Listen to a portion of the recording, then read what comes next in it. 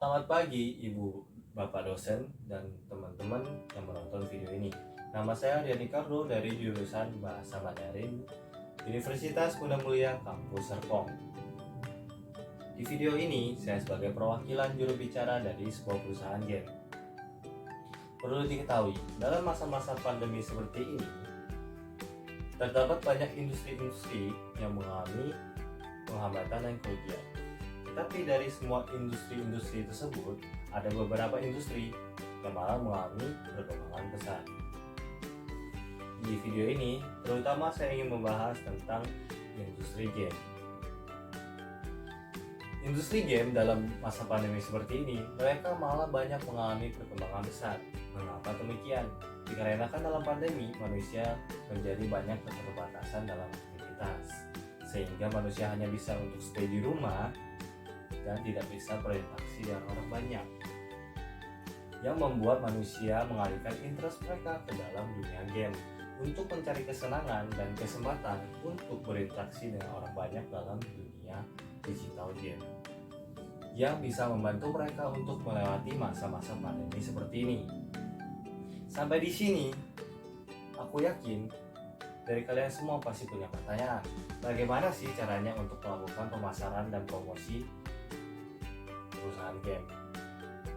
Di sini saya ingin membantu kalian menjawab pertanyaan tersebut dalam bentuk beberapa strategi berikut ini. Yang pertama, menetapkan kegiatan. Dalam strategi ini, kita bisa mencari tahu bagaimana untuk melakukan promosi. Contohnya seperti kita bisa memasang iklan-iklan di beberapa tempat, beberapa media. Dan kita juga bisa untuk mengadakan e-sport untuk bertujuan untuk membiarkan game kita bisa lebih dikenal dan diketahui orang banyak. Dan selanjutnya ada strategi menetapkan target pemain, umur, dan daerah. Dalam strategi tersebut, kita diminta untuk menetapkan target-target untuk mencari tahu pasar mana sih yang merupakan target tujuan kita. Umur berapa pemain kita, berasal dari mana pemain kita, dan beberapa ciri khas yang dimiliki oleh pemain-pemain kita dalam daerah-daerah tersebut. Sehingga kita bisa menciptakan sebuah image yang bisa membuat para pemain kita lebih nyaman untuk bermain dalam game kita. Yang ketiga, kita bisa mencari tahu keinginan pemain. Dalam strategi ini, perusahaan game berusaha mencari tahu keinginan pemain.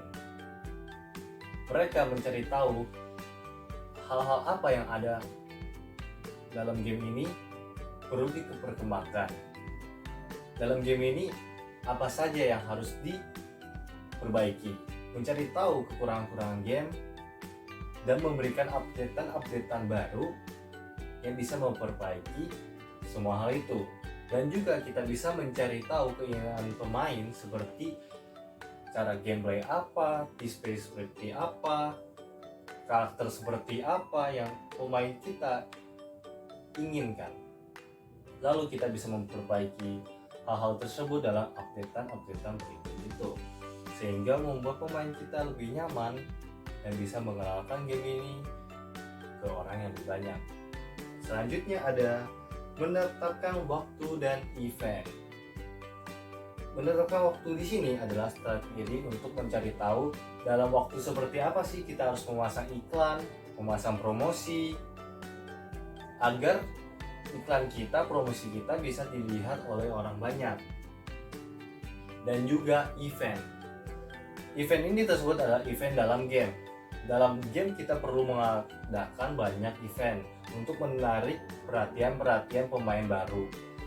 Dikarenakan dalam event-event tersebut biasanya akan diberikan beberapa hadiah khusus dan updatean khusus dalam game tersebut, sehingga menarik perhatian baru dari pemain-pemain baru.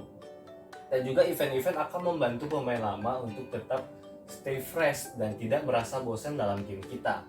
Selanjutnya juga ada strategi menetapkan tim promosi dan pemasaran. Dalam perusahaan kita akan mengadakan dan membentuk tim khusus hanya untuk promosi dan pemasaran, yang bertujuan untuk memfokuskan, untuk memikirkan bagaimana caranya promosi dan pemasaran kita bisa dilakukan secara maksimal dan memiliki kinerja yang penuh.